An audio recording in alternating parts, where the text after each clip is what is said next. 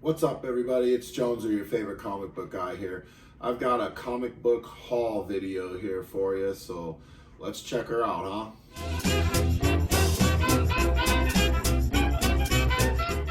Well, it's been a little while since I've posted anything. I haven't recorded any videos for a while. Been pretty busy. You see, I got a pile of comic books and got some notes and my pen and work area has been pretty. I've been a busy little bee here. I've been trying to work my own business. I'm going to open a comic book business, buy, sell, trade, doing collecting, memorabilia, all kinds of fun stuff. So just trying to get out and to enjoy this hobby a little more and, make a little buck at it too while I'm at it. So over the weekend here, we went and hit some comic book stores, me and the missus, shout out Mrs. Joneser, and we hit some dollar bins and some 50-cent bins, and we got some stuff.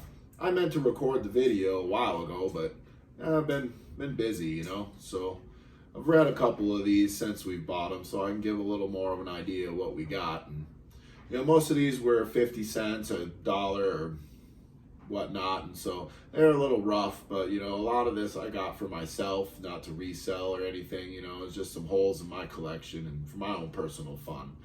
So let's see what I got. This first one here, got a Star Wars book. Not really a big fan of Star Wars, but this one was in pretty decent shape and it was 50 cents, and I thought I'd take a chance on it. Maybe I can flip it, or maybe one of the kids will want it. Next one here, we got another Star Wars book. I liked the cover on this one. I thought it was pretty cool. Nice little space battle going on, and it reminded me of being a fan and watching the old Star Wars series. So we took a chance on it. We'll see what it is. What do we get? I don't know. This is our final Star Wars book. This one really grabbed that nostalgia feel. I'm an old guy, so I like the old Star Wars. My son, he likes to talk to me about the new one, and I fill him in on the old one, and that's kind of how we do our little father-son bonding with the Star Wars. But, this one looked like it was a makeup of the first movie, and I thought it was pretty cool. For 50 cents, why not? Well, now we'll get into some of the stuff that I got for me.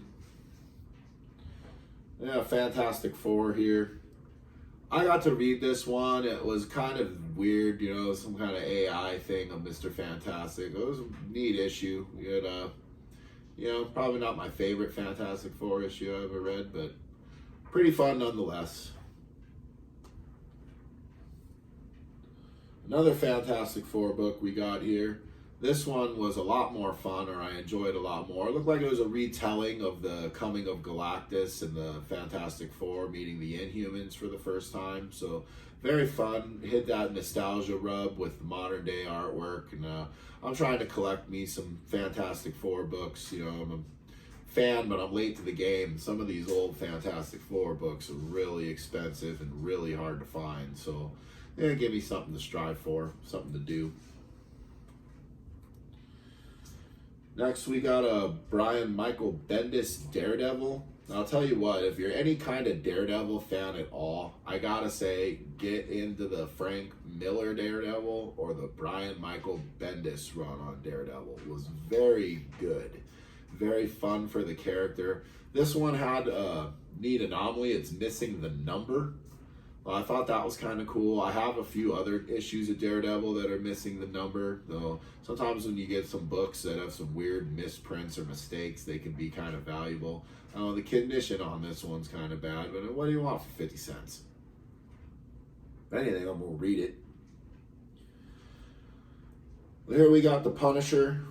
I'm a big Punisher fan, collecting a lot of his back issues and whatnot. Punisher is a little more affordable than Fantastic Four, so he's a lot easier to track down and to get a lot of these back issues, except for the first appearance, obviously. But a lot of the other back issue Punishers are well within your price range. So if you guys are looking to get into somebody, he might not be one that's too hard on the pocketbook. We got another Punisher book. Again, just a big fan. This is the Garth Ennis run. I haven't read these yet, or haven't read a whole lot of it, but I've heard good things. Well, we'll get to it. Here we got a Spider-Man book. I did read this one a little bit. It's like some story where like they got the Rhino and they made him intelligent. I don't know. It was weird. I don't know if I really liked it, but it was a decent read, you know, for 50 cents. Why not? And I've got a big Spider-Man collection, so this one's going in it. We got another Spider-Man book here. Just to fill a hole in the collection. Got it for 50 cents. Why not? I haven't read it yet. Probably gonna stick it into the collection, you know, and I'll get around to it eventually, or I don't know. I'm starting to find out there's a lot of books I have in my collection that I have not read. And maybe I'll do a video to do what percentage of my collection I have actually read. That might be interesting.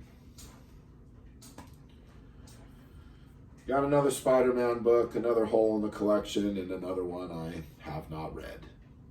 So, moving on. This one was a kind of a trade paperback or graphic novel.